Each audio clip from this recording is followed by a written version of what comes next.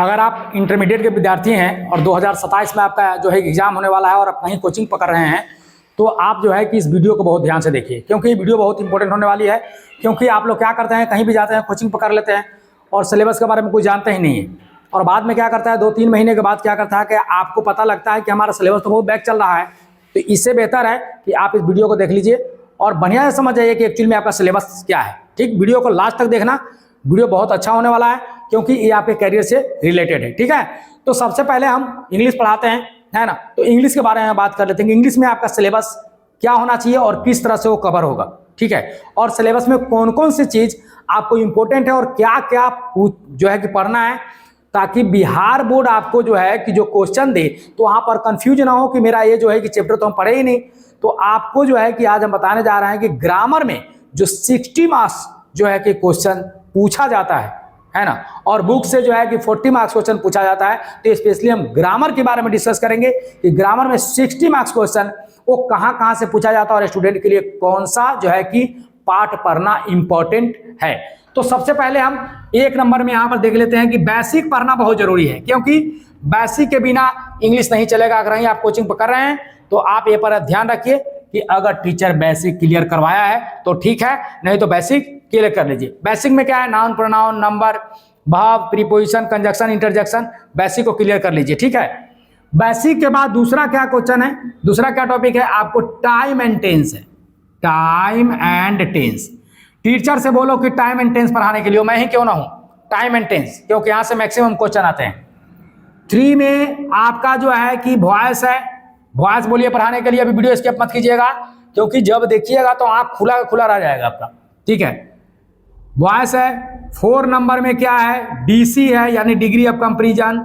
5th number में removal of 2, removal of 2 है। 6 number में जो है कि आपका नरेशन है।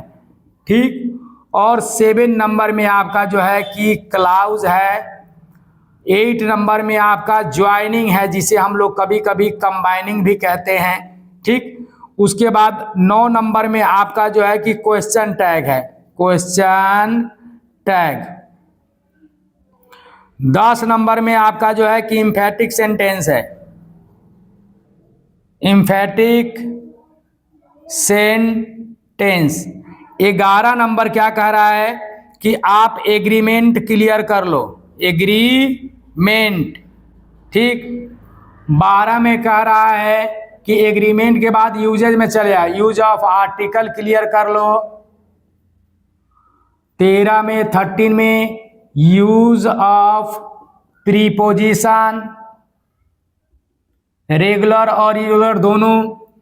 14 में क्या कह रहा है कि आप क्लियर क्या कर लो, तो यूज ऑफ मॉडल ऑक्सिलरी।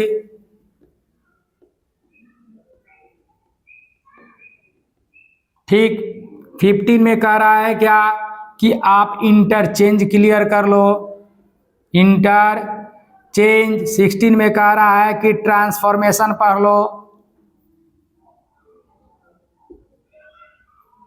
उसके बाद 17 में क्या कह रहा है आपको कि कॉमन एरर पढ़ लो। कॉमन एरर क्या है, ठीक, कॉमन एरर। और 18 में कह रहा है कि आपको साइनो पढ़ लो, और उसके साथ साथ में एंटोनिम्स भी पढ़ लो। 19 में कह रहा है एनालिसिस पढ़ लो, एनालिसिस।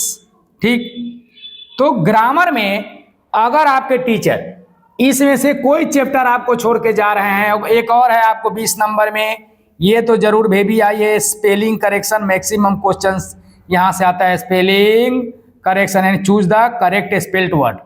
ठीक, तो यहां से आप देख लीजिए 20 को आपको ग्रामेटिकल चैप्टर को पढ़ना है। अगर 20 में अगर आपका देख लीजिए कि साल भर का समय है, 20 को ग्रामेटिकल कॉन्सेप्ट पढ़ना है।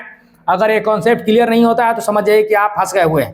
ठीक, अब आपको ले चलते हैं कंपोजिशन में। कंपोजिशन में जो है कि आप आ जाइए लेटर